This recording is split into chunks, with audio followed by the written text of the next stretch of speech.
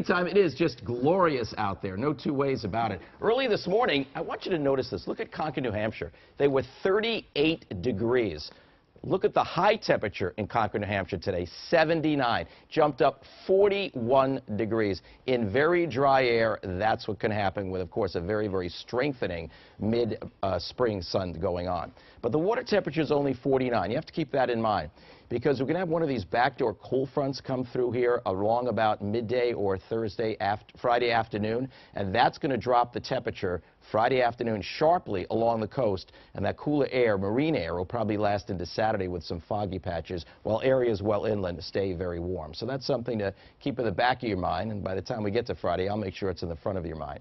But as far as what we're talking about now, look at the readings. 67 in Boston with a sea breeze, but as high as 79 in Concord, New Hampshire, and in the 70s, just glorious over the interior. There's Boston at 67. The air is pretty dry. There's that breeze off the water, southeast at 9. Good chance tomorrow, though, that we won't have a sea breeze in Boston, so it could be just about as warm in Boston as other areas.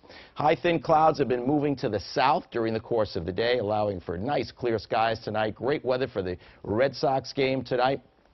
Right around 67, I'd say, at game time, with sunshine and then clear skies for the end of the game. These are low temperatures to expect overnight tonight going into tomorrow. Some of the cool pockets will be down in the 40s. Boston should be in the low 50s. Now, the only thing about this particular weather pattern is not great in terms of pollen. Very, very dry pattern and with a lot of sun. So maple, juniper, and elm, all the issues now for many. This is how it shapes up. Pretty high for the pollen count over the next several days. The overall view is the warm pattern continues, with that exception of a PM sea breeze. It's possible on Thursday, but I really meant to put Friday there, because it's really Friday afternoon and night that we're going to see that cool marine air come in, and maybe even some areas of fog developing along coastal sections. Overall, I think it's dry through Mother's Day.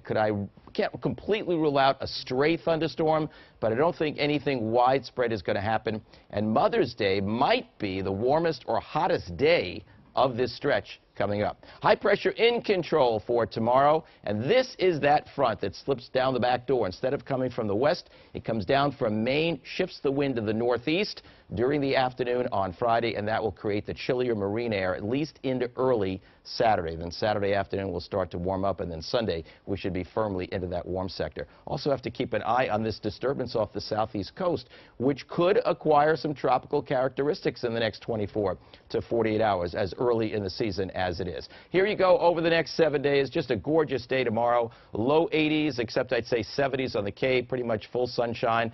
We get to about 80 inland and Boston into the 70s before that backdoor front comes through, with the low clouds and cooler temperatures into Saturday morning.